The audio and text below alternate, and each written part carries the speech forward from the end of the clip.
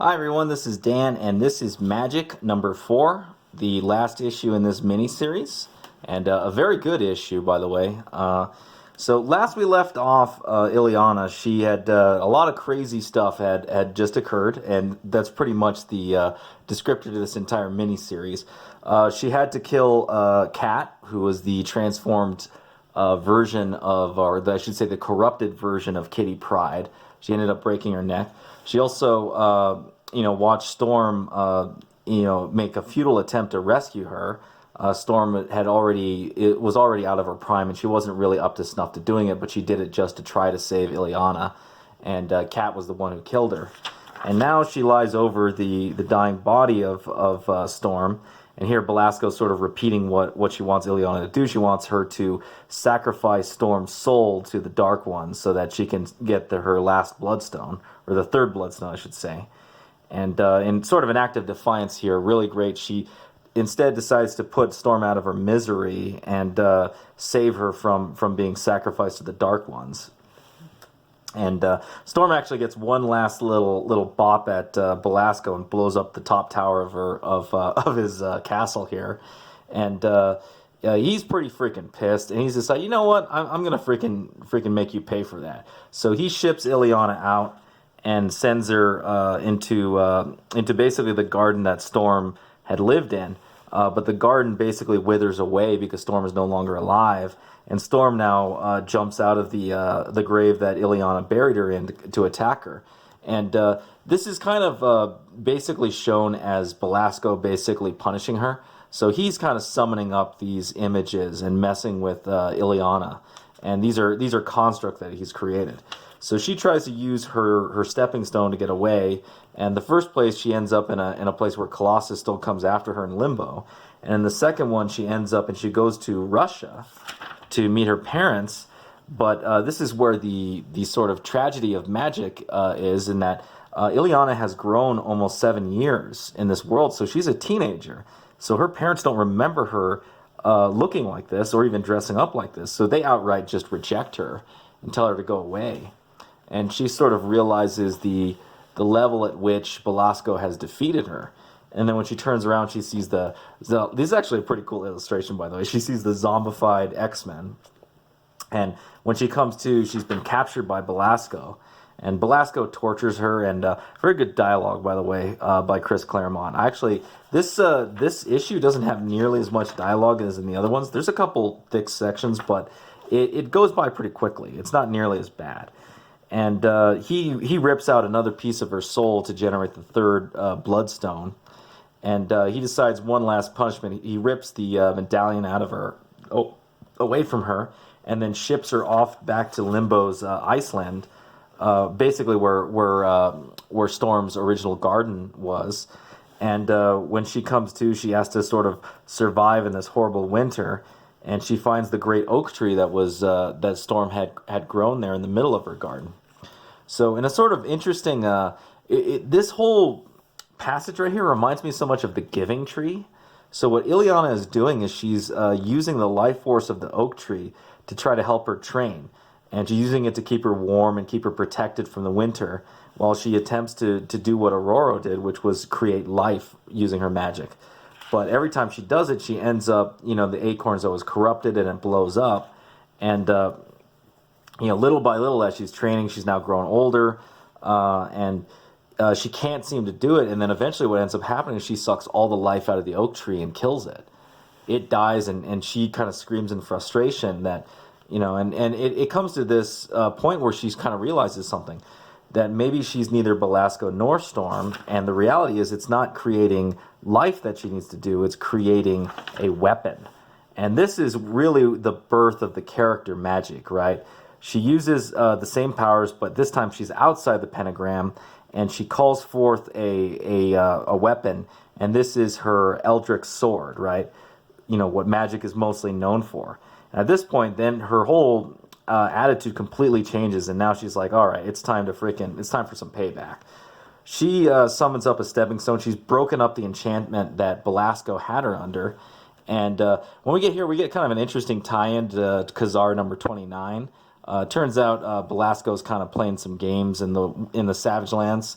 but he's about to play no games anymore because he's about to get his shit wrecked by Illyana. And it's a fascinating fight because in the beginning it's you're sort of like, okay, Illyana's got a sword, so what? But you find out that the sword is magical. It absorbs and deflects the magics that Belasco tries to call forth.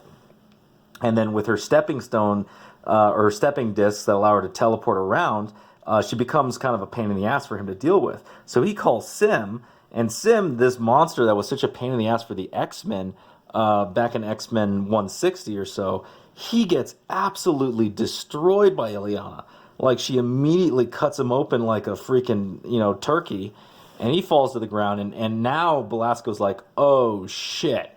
Writing by Chris Claremont in here is fantastic, by the way. You could tell, right? So she starts destroying his books and everything, and he's screaming at him, do you have any idea how much knowledge and years of research you're destroying? And, unknown to him, she's already read all this stuff, so she has no problem destroying this. And she starts overpowering him, and it's really crazy. So she starts getting demonic in her appearance, and Belasco starts getting more human in his. This is really good artwork, by the way. And she starts to overpower him and destroy him. She gains a tail. He loses his horns. And then she finally whacks the sword out of his hand and is about ready to finish him off, just like Aurora did in the last issue. And then she comes to a realization that, this is what the Dark Ones want. They want her to try to murder Belasco. And she's come to this position where, like, I have to stop. I can't do this. And he gets upset because he almost had her. He almost tricked her, just like Aurora. He almost trapped another mutant. But she ends up winning out by sparing his life. And he gets really pissed. He throws the medallion back at her and teleports away. And you get kind of like really sad narration as she kind of looks on what has happened, right? She's won, but she's not really happy about the results. The X-Men that she knew, in this world are dead, and she's grown 7 years, so her life, as a child has been completely ruined. You get really cool dialogue right here. Life was easier when I was ignorant. The more I learn, the more I discover how little I truly know, and how deadly dangerous that little knowledge can be. Imagine being a passenger in a fast-moving car. Suddenly you're the driver, only you can't see the road. And when the fog clears and it finally comes into view, all you can see are the potholes. You're going full speed. You can't slow down, but the slightest mistake will finish you. I actually really, really like this dialogue, by the way. I'm trying to fit this thing in here. This is a big book. And, she looks back at it and realizes what she has to do. She has to go home, so she calls up the stepping stone, reappears basically back at the end of X-Men 160. They pull her out, and she puts clothing on herself so she looks a little more presentable. And you get a really, really, I love this illustration, by the way. This is fantastic right here, just her reminiscing on the X-Men that she knew in that world and what they had to sacrifice to save her, right? And then, her kind of realizing, they'll never truly die. I'll never be alone. They'll never truly die. I'll never be alone. And then she walks off into the background and she hears the New Mutants playing. And this is where it really comes into play, her being associated with the New Mutants. She's aged 7 years in such a way that she's now at the same age as most of the people in the New Mutants. So it kind of makes sense for her to walk over and join them. And you get some last final dialogue of this freaking batshit crazy series. Nothing I can do about it. Much as I'd wish otherwise, save tried my best with what I have. I suppose in the final analysis, that's all that can or should be said about anyone. An ending can also be a beginning. And that is that for Magik. Now, again, as I said many times about this miniseries, it's really, really thick. And at times it can be a little rough to get through, especially in the early issues. But the ending, especially the turnaround of Illyana becoming the Magik character, and not only discovering her stepping disc mutant powers, but her mastery of her Eldritch sword that becomes essentially her symbol, right, is just fantastic. And then her being associated and moving into the New Mutants is so natural because Chris Claremont both writes this miniseries and then the New Mutants issue that'll go over next, where she becomes a part of the team. Overall, just really great miniseries, if not a little bit rough to get through.